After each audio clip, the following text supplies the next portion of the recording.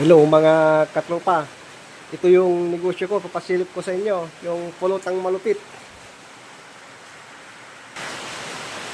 Titimplahin ko na po.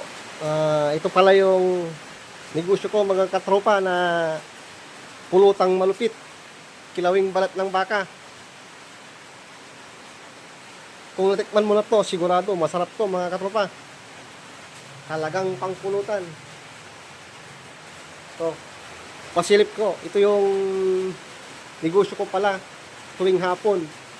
Kaya sa mga mahilig dyan sa pulutan, sigurado to, garantisado to. Ito yung balat ng baka. Gagawin po natin siyang kilawin. Yan po. Magkitimpla na po tayo. Nalagay ko na to lahat. Ito. Nasa kwanto. Ilang kilo po ngayon? Mga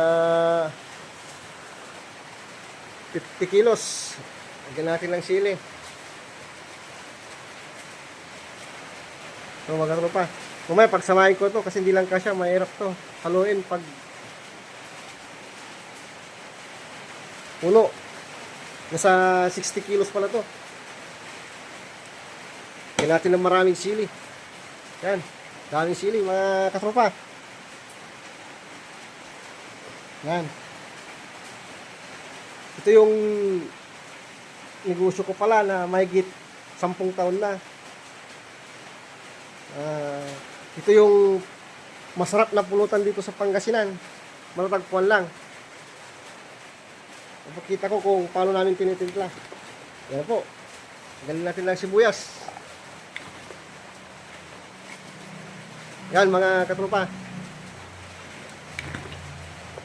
Lagyan natin ng maraming sibuyas. Mamaya papakita ko kung paano ko tikman